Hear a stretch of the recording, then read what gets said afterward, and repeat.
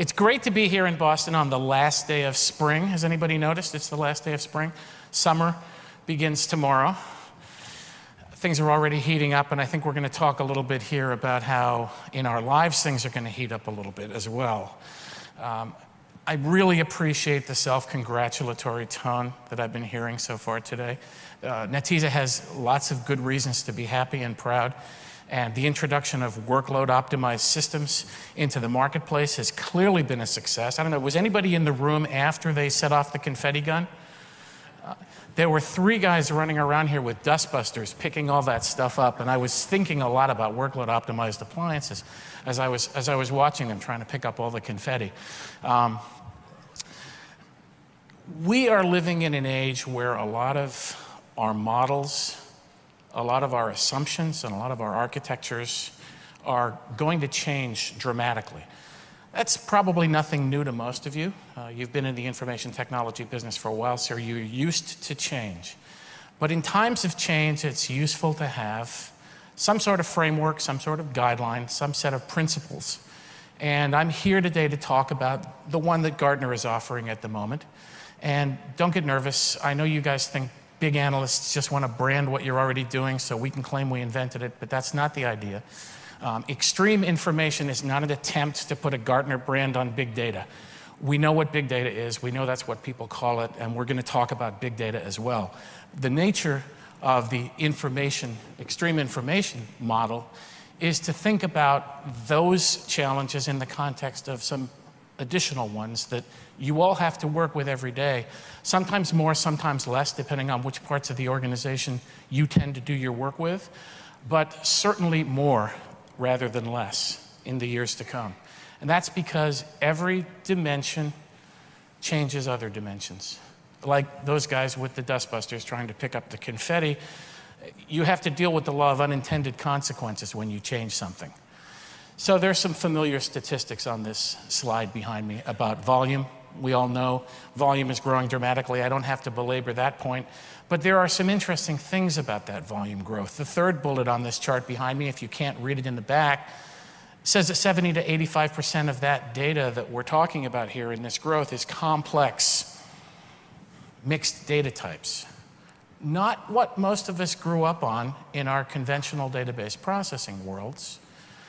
More interesting, and not on this slide, is the fact that if you look at the growth of data, it's coming in the areas of your data assets that live outside of your relational databases today. That part is growing faster than the stuff inside your RDBMSs. As fast as you're working to bring it in, it's still growing out there faster than it is where you already have it. And the costs of storing it are not going down nearly as fast as you might like them to. And in fact, if you're thinking about some of the big data technologies, we'll talk about it in a minute, like, say, Hadoop, for example, it may not be obvious to you, but there is an unintended consequence of what I call activating that data asset. It's sitting in file systems today and it's not being used, but we're here to talk about starting to use it. If you do, and you decide, for example, to put it into Hadoop, you're going to make 2 more copies of it. A lot of people don't realize that HDFS by default has 3 copies of everything because that's how you get to availability. Most of that data we're talking about wasn't designed with availability in mind. We're just keeping it. We're hoarding it. Someday we're going to use that data. So many of the customers I talk to like to tell me that they need a SQL Ninja assassin to get their work done. That's even that not going to be enough because, first of all, SQL is only going to be useful for part of the information that you're going to work with. As useful as it has been and will continue to be for us, you already heard today that we're bringing other things into the engines we use to process the data, whether it's R, whether it's fuzzy logics. We're binding other engines inside our engine to move the processing closer to the data because it's too expensive and too time-consuming to move the data to the processing. So, just as a point of departure, if you can meet and work with these challenges, there's a big payoff. I'm not the only one to tell you, I'm sure. In fact, I'm sure you'll hear it several times here at this conference, that companies that figure out how to solve this problem will dramatically outperform those that don't. There's research everywhere, at Gartner and at many other places. And in fact, there's been some very good research done by IBM that talks about just how important it is to master these data challenges if you want to be competitive going ahead. And I won't attempt to read all these points, but I will talk about one. And it's the one here in the middle, because it talks about some of that data that's outside our relational databases today. It's the stuff that lives in text format, unstructured or semi-structured data. We are watching the rise of a new class of applications that do things like text mining, sentiment analysis. How many of you have organizations that are looking at things like sentiment analysis? I'm just curious if I can get a show of hands just to see if anybody's still awake. Okay, there's a handful of you. If you're not doing it today, you will be. If you are doing it today, the likelihood is, certainly based on the show of hands here, that it's happening somewhere else other than where you live in the organization. That will not stand. It won't take much longer before somebody comes into you and says, well, what do we know about what our customers are saying about this? I mean, there are social media out there. What can you guys tell me about the Twitter sphere or any of the social networks? What did they think about our product introduction or our service? Have you guys got any information? Maybe we can combine that with our sales projections. Maybe we can use it and connect to our help desk and think about what the most frequently asked questions are going to be. We're seeing that all over the place, but only in very scattered early form. So, that's just one example of the kind of things that you're going to see soon and you're going to have to think about. So, here are the three things I want to talk about. First of all, what's this extreme information model he's going on about up there? Second of all, how will it challenge the architectures that you have today? And third, what sort of technologies are beginning to emerge for you to tackle these problems with? So, it's an analyst presentation. You knew there had to be a 12-dimensional model that looked like a game of 3D chess, right? But I won't belabor it in too much detail, only to say that there are, in this model at least, 12 dimensions of managing information that I'd like to talk about. To make it a little simpler to get our arms around, we've classified it into three categories. And I'm going to spend most of my time on the piece at the bottom of this chart. Don't worry, you'll see a bigger version later. That's the part that we tend to think of as big data. And like our friends here, we tend to talk about volume, velocity, variety, and complexity. I'm sure you've heard that mantra before, and we'll get into that in a lot more detail. But I want to talk briefly about the other dimensions of this model because they're very important. Let me start at the top.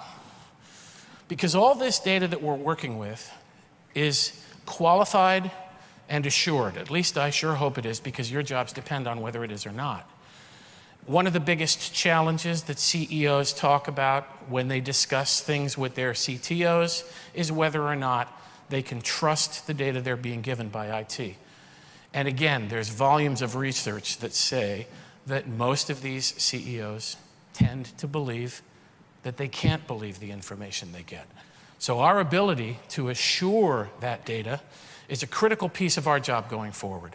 It's fidelity, if you will, to some set of standards that we've defined and our metrics that assure that those standards are being met. The way in which linkage of one set of data from one part of the organization to data from another part of the organization for some of these hybrid applications we're talking about, the degree to which those things share common sets of assurances will become a critical new problem for you. When you add these outside sources of data into the ones you're using today, and they don't have the same set of standards and regimes built around them to govern and manage that data, your information chain is only as strong as its weakest link. And you have to think about how you're going to assure that other information as well. So what your validation is going to be, how long that information is useful. Just because we've been keeping it for 3 years doesn't mean we want to look at the 3-year-old data, especially when we get into fields like sentiment analysis, by the way. You know, if you're tracking public opinion, what people thought 3 months ago, especially about the presidential election, is utterly useless, right? So that's a US joke for you overseas folks.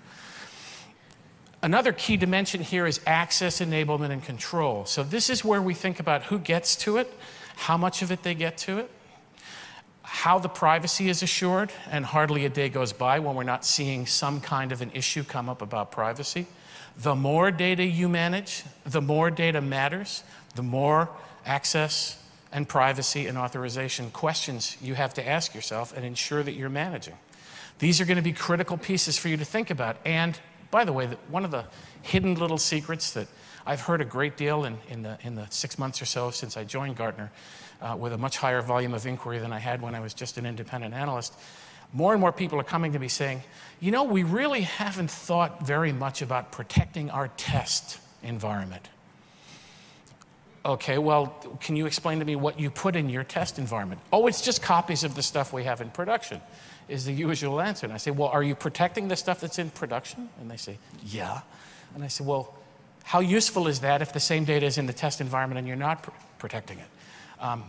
That's often a very interesting conversation. I don't know how often they're having it with their CFO, but if they are, well, let's not even go there. The last piece here of this model that I want to just take a moment of is one of the bullets under that section of authorization and control, because control obviously is about technology, and every model has to have some place where we put the new technology and think about how we implement some of the new things we're going to talk about. So we put technology enablement in here. It's got to go somewhere. I'm still struggling a little bit with this model myself, but it's got to go somewhere. Here's the key. Technology advances continually, and you're going to implement it. It changed when you implemented appliances. It will change when you implement something for big data. It'll change when you bring in some other kind of database technology to manage social networks or streaming. And every one of these things, when it changes, affects the other 11 dimensions. So this is one of the challenges that we perceive when we talk to people about big data. The quantification dimension of this model, or more precisely, the quantification dimensions of this model, cannot be separated from the others. In some cases, not only can't they be separated, but not including them in your thinking is a recipe for, yes, the next pendulum swing when we change everything back again because it didn't work the way we did it last time. Unfortunately, we have a habit of faddism in this industry. We all jump on a particular bandwagon and we all go off the same cliff at the end of the discussion, and then we turn around and we come back again. So there are these 4 aspects to big data that we always have to think about, not just volume alone. We have to think about variety, we have to think about velocity, and we have to think about complexity. If you walk away with nothing else from this talk, I probably did a lousy job. But if you don't walk away with anything else, at least walk away with this. Big data is about volume, velocity, variety, and complexity. All those things, not just size. And I'm going to spend a little bit of time talking about the other 3, not the size thing, because I think we all get that. But let's talk about velocity. Velocity is not just about streaming data. It's not just about how fast can I process things that are going by really quickly and do something about them. Event processing or complex event processing is only one of the dimensions that matter in velocity. For example, sometimes we do more than one thing at once with the data.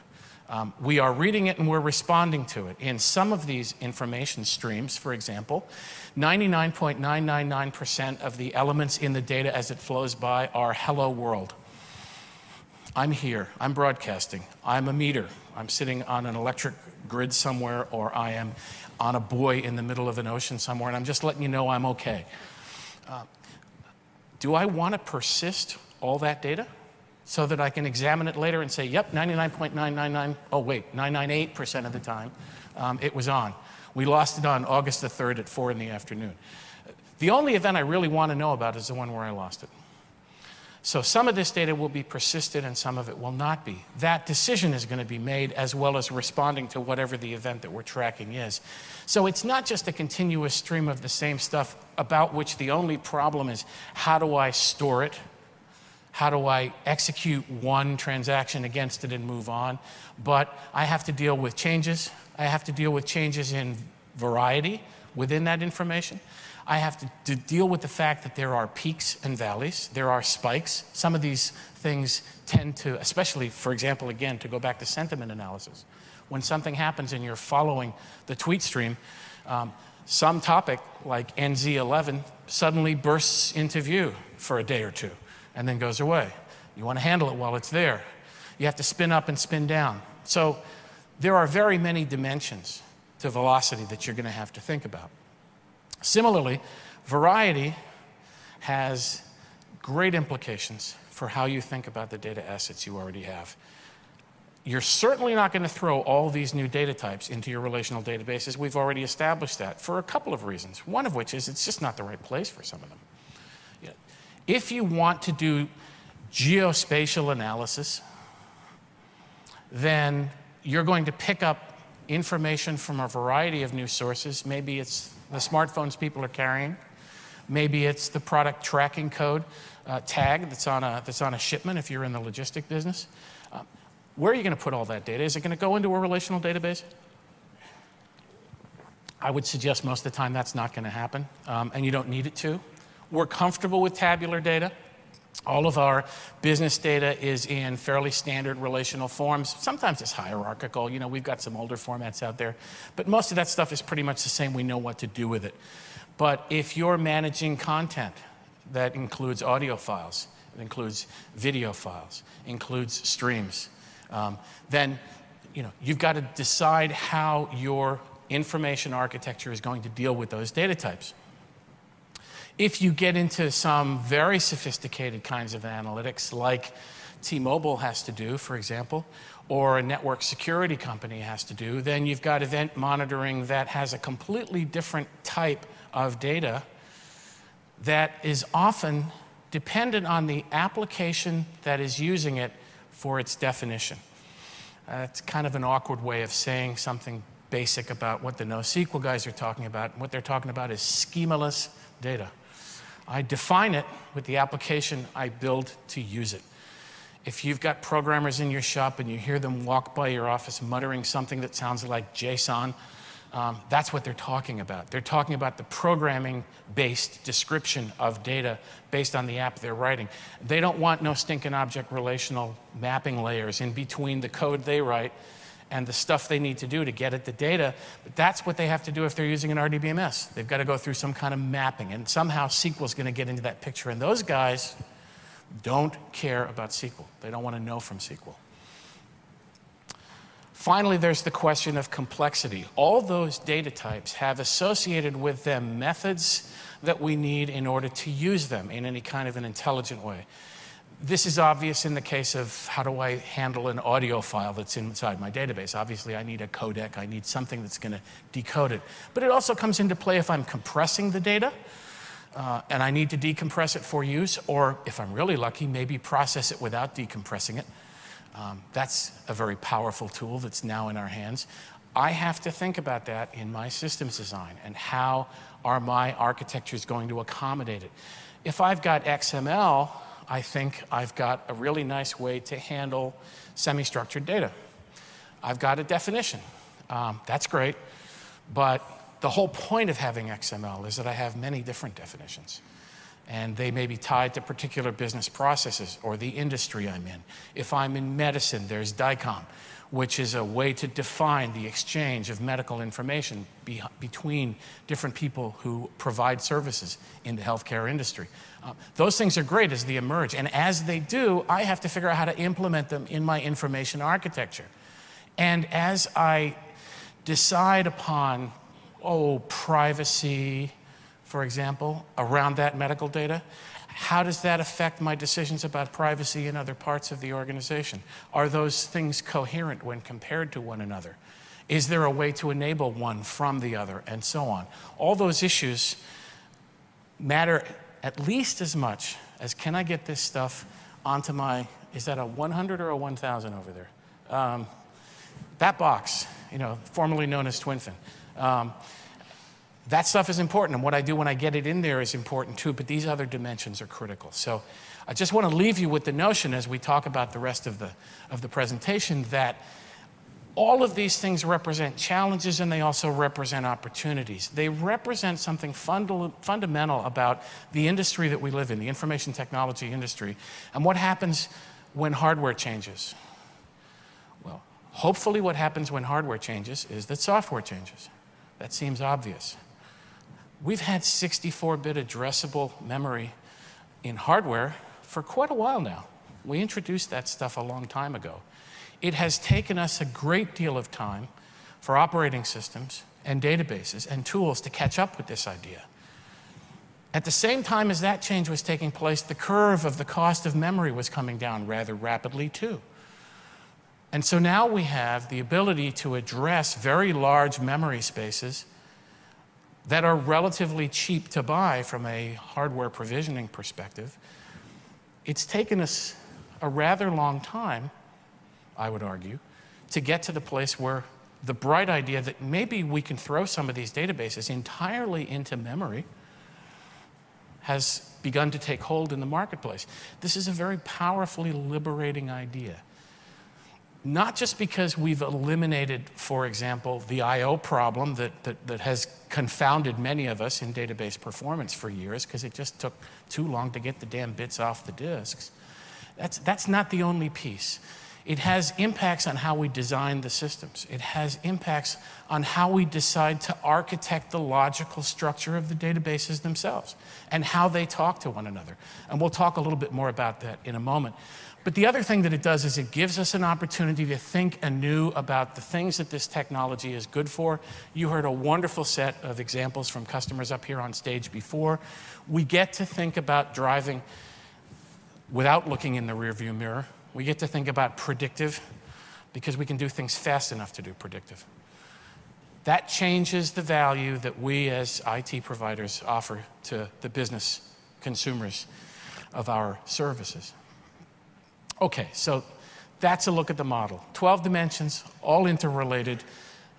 If you're familiar with the game Whack-A-Mole, and I know not everybody here is, it's a game at a carnival where you got a bunch of holes and something pops up and you hit it over the head with a mallet and it's great, but something else pops up somewhere else.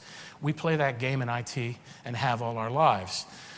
Every time we change something, there are unintended consequences. But most of them, in our business at least, unlike what the experience we have at the carnival may be, in our business, many of them are predictable. We can think about what they might mean and how they might change and what they mean to our architecture. And so that's what I want to talk about for a minute here. This is a fairly simple-minded look at an information platform architecture. Yeah, it's another analyst slide with layers. But you've seen models like this before. There's a set of sources at the bottom, there's a set of uses at the top, and in between some stuff happens. There's a bunch of verbs here, and I think they're useful to think about. We tend to think about some of them a great deal in our business. We think about, maybe we think about govern. We certainly think about integrate, right? We certainly think about implement. How much do we, in this room, think about describe and share? But all of those things matter the more interconnected our data systems become without a shared understanding of what the pieces mean and how they're governed and how they're assured and how long we're going to keep them around. All the things that these verbs represent, and I know some of you in the back may not be able to read them. I'm going to read them for you. I don't usually like to read slides, but I'll make an exception. Describe, organize, integrate, share, govern, implement. If you're not thinking about all of those things, and you're not putting them through the lens of that model I described earlier, then some of what you need to do is not being done. And so your ability to take those sources at the bottom of that chart, the documents, the transactional systems, the interaction data that results from social media and things like that, that stuff has to get pushed through this lens, this quantity problem we talked about before. And you've got new vectors in the marketplace that are bringing new requirements in from the business. There's a nice animation going on behind me. I'm not going to walk through it other than to say, think about what social networking does. I mentioned this is what we call interaction data. There's lots of different types of it. What goes on in Twitter is one type. But what goes on in a social network when I start thinking about who influences whom is another. And that's why people are using things like graph databases to describe the networks of influence that happen between people. If you happen to be a hands-on guy with database architectures and writing SQL code. This is a problem of massive recursion, and it gets really ugly in a relational database. That's why people are using graph databases to describe some of those things more effectively. It's one of the reasons we have specialty engines like we've been talking about. On the other side of the chart is all that context stuff we're talking about, most obviously exemplified by mobile devices in the field. We heard some examples of that before. People with their phones, people with their tires instrumented to tell us when they're going to blow out, skiers on the slopes who have a geolocator on them, all that stuff. How do we manage it? How does it connect to the rest of our stuff? All of these things are creating new data feeds, but they're also creating new methods that are going to challenge the way we've organized our thinking. Gartner likes to talk about something at the business level it calls pattern-based strategy, and it's how the executives of a business recognize what's going on, detect patterns in the activity of how they deal with their customers, and then they build strategies on the basis of that. All that detection is based on this nervous system we're describing here, and our ability to connect the dots to one another and understand how they influence one another and manage them accordingly. So all this stuff down at the bottom is going to make it possible for us to enable those strategic initiatives if we can master these challenges of big data. Well, what do we do when we are confronted with technology problems we have to solve? We tend to go back to our standards and our rules. Sometimes the rules are inadequate to the way things are done, and sometimes we're not keeping up with the way rules have been defined elsewhere in the world. I love this picture. This is an example. Some of you, if you're soccer fans, have probably already seen some variant of this picture which went viral. It's a picture from the 2010 World Cup. And if you're not familiar with what happened, there was a very famous goal by England, where I was born, but I don't tell people that very often, which clearly crossed the line, unless, of course, the line was not drawn correctly. So some wag took the actual photograph of where the ball was and photoshopped the line to prove that, no, of course it didn't cross the line. Why do I put this up? Well, sometimes it gets a laugh. I think it got a chuckle or two. Soccer has rules of how the game is played. And those rules haven't changed. Now, this is not the case in tennis. A few years ago, we were often treated to the spectacle of John McEnroe arguing about whether a ball was in or out with various profanities and screams and breaking of tennis rackets and so on. And in part, what was originally called in a lot of US tennis broadcasts, the Mac Cam, emerged, where actually there was technology that could tell us whether the ball was in or out or not. And yes, they changed the rules to allow a reassessment of the event in question. Soccer hasn't changed its rules yet, and neither have many of us. And so there's a few of them, and I'm going to scroll them all up at once rather than talking about them one at a time. But there's a couple of these that I would really like to take a minute to talk about. And one in particular, which is at the top of the list, is the best practice that says all of our information is going to be in an enterprise data warehouse, and that's where we're going to manage it. I have to tell you, I was at one of Bill Inman's first data warehouse conferences. I assume everybody here knows who Bill Inman is. A lot of people call him the father of the data warehouse. I know there's a paternity suit ongoing. But he's certainly one of the guys. Success has 1,000 fathers, and he's certainly one of them. I spoke at one of his first conferences, and we talked a lot about the enterprise data warehouse back then. Most of us, some of us in this room, some of you are too young, were around back then, and we remember that in fact was the objective. I've been in the information technology industry for a couple of decades. I've been an analyst for the last 15 or 16, and through all that time, I have often asked people, customers, partners, vendors, whether they're aware of an enterprise data warehouse that contains all of the information that is needed for the operation of their business. And so I'm going to take that opportunity once again to ask for a show of hands. Is there anybody here who has an enterprise data warehouse that has everything in it that they need? Okay, not one.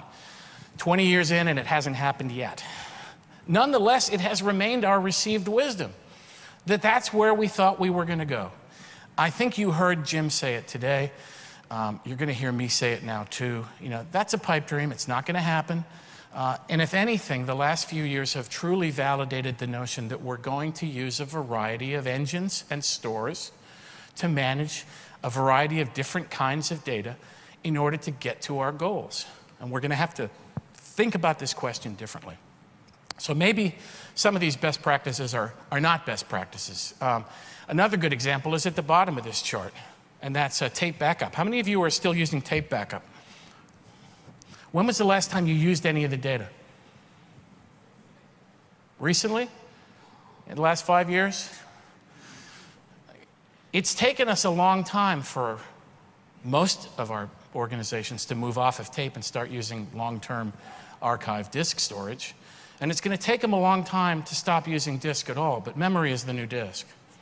You know, it's only a matter of time before we're not dealing with spinning platters, which is an interesting reason why EMC's portfolio has changed so much lately. Sooner or later, you know, we're going to change that as well.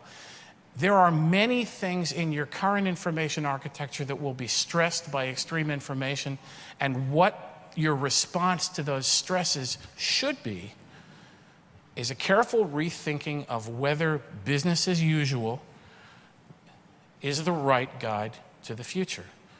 If you're using, for example, the ACID properties to determine how you're going to manage interactions within certain of your data systems, you may be able to relax those assumptions. Your availability approaches may change a little bit. Maybe everything doesn't need to be available, at least at the same level. And the point was made beautifully, I thought, from the stage earlier, that technology isn't disruptive, economics are disruptive. And the true disruption of economics in this marketplace is when we begin to think about which technology do we apply to which set of business requirements. Many of these received best practices don't apply to all of our data assets. And your ability to take a nuanced view and apply them where they belong and not apply them when they don't is going to be one of the keys to your ability to deliver what you need to deliver with the resources you have available to you. So today's data warehouse is being challenged in a number of ways. We've talked about volume.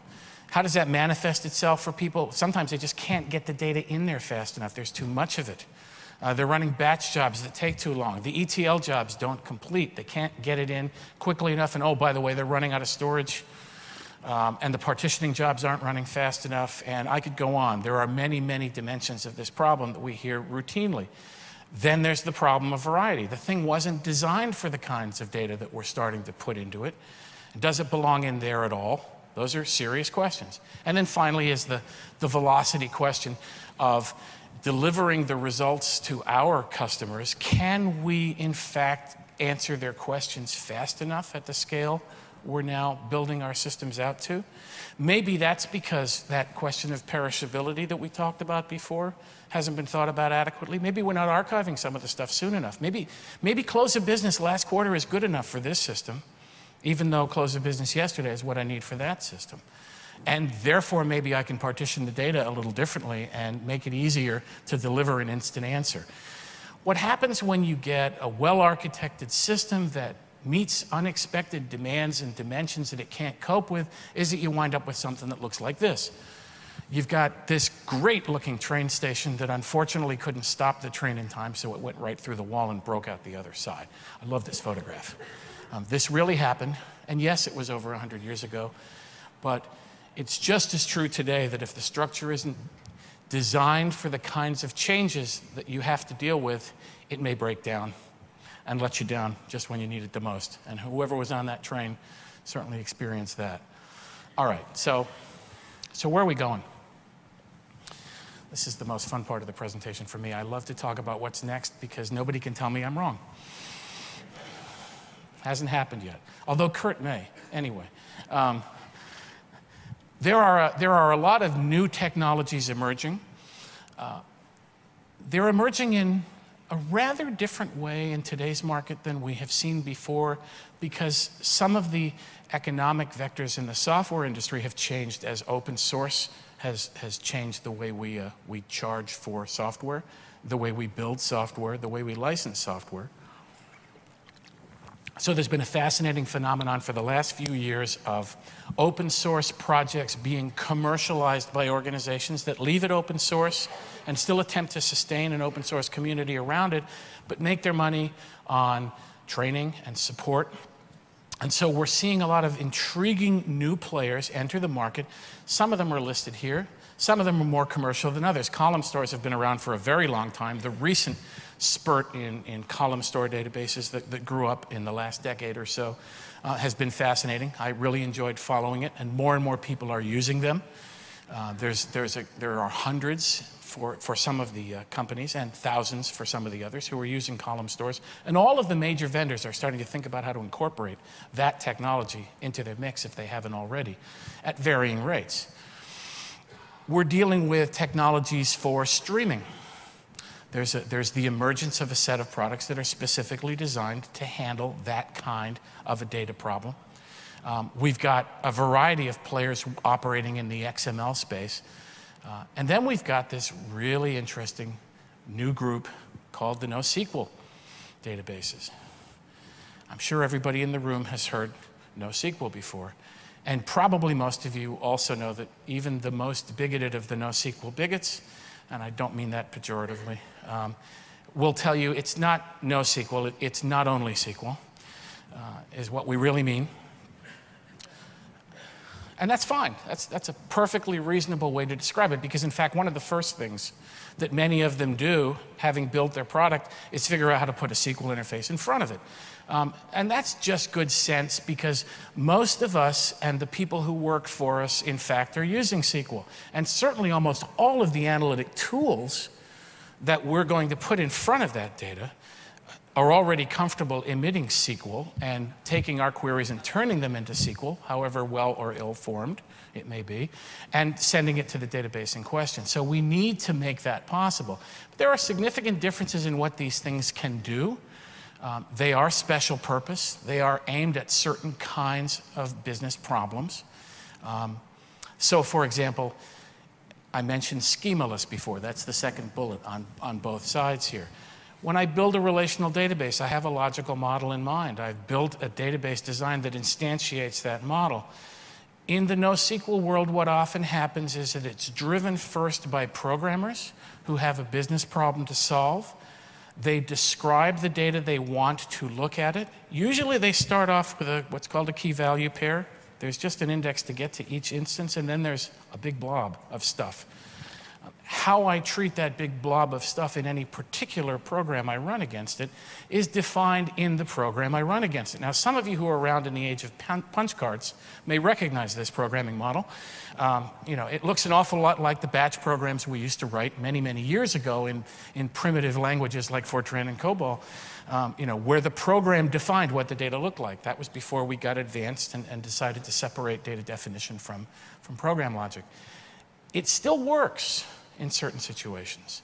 And as I said before, the way I think about transactional logic can be thought about entirely differently in many of these situations.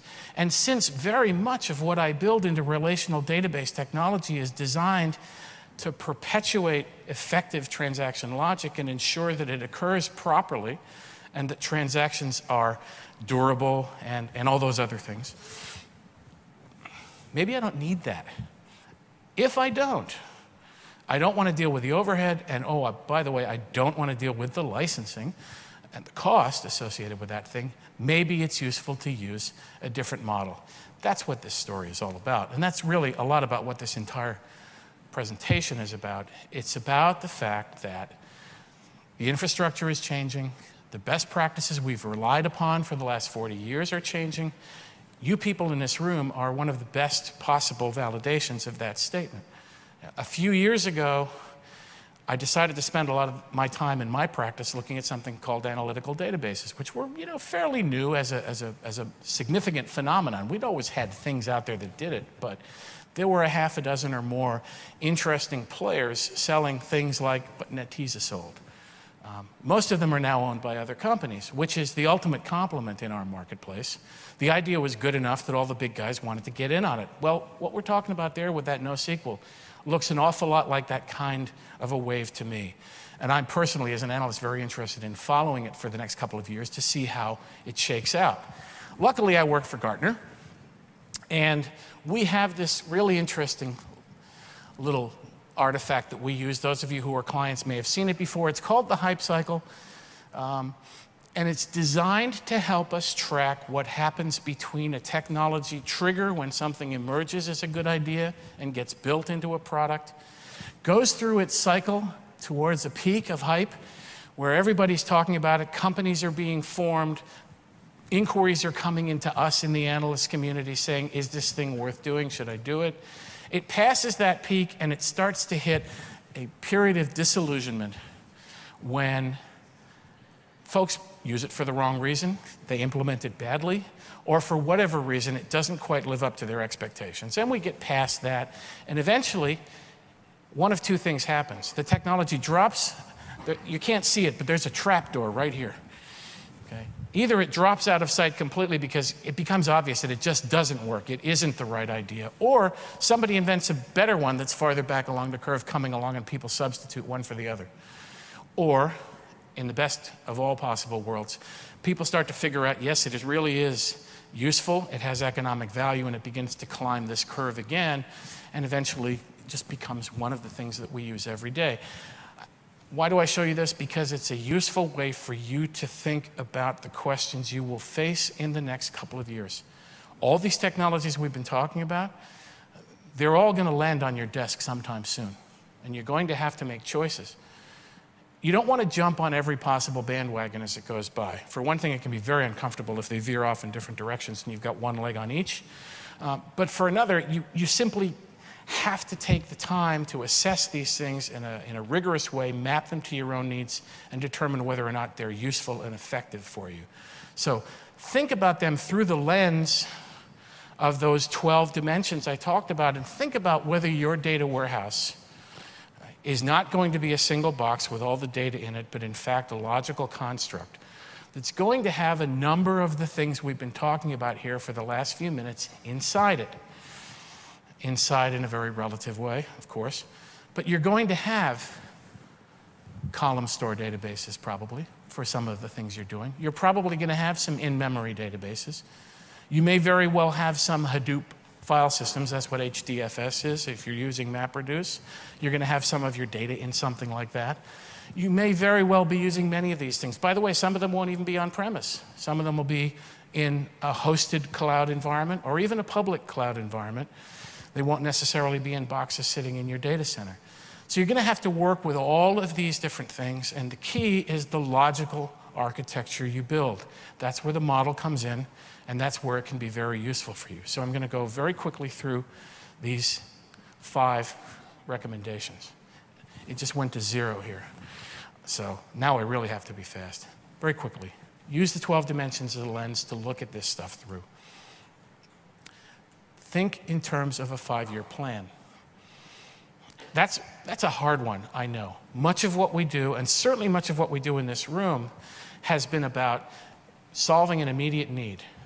Don't just solve the immediate need. Try to think of it in terms of the longer-term architectural requirements you've thought through. Find the high-value place to do it, because that will fund the next one, especially if you use it in a way that allows you to incrementally add value to it when you do the next project. Master data management's a great example of that. You pick one topic, you get it right. The next thing builds on that model and it gets incorporated into that model and relates the new thing to the old thing, and everybody's happy, right? Think very carefully about whether your current information architecture and its probably successful implementations of new technologies like the ones we've been talking about here today have stressed some other dimension of the information model we talked about earlier. You've got a happy constituency that's banging away on that twin fin or whatever it's called now, But is that changing some of the things you need to think about in terms of how long you are going to archive your data if you, for example, get one of the high-capacity boxes? What about authorization? What about linkage to other data? Are all those things being considered? So finally, think of it in a data services perspective. Ultimately, the reason this infrastructure exists is to provide data services to your constituencies to solve their business problems, and that's what the architecture is designed for. If that's the ultimate goal, then presumably you'll be on the right track. If you're Gartner clients, there's a bunch of documents here that I've put on the last slide just so you can look them up. Hopefully you'll find them useful. If you're not a Gartner client, come talk to me. Maybe we can help you out. I'm not a salesman. I won't sell you Gartner. And with that, I'll say thank you very much for your time and enjoy the summer.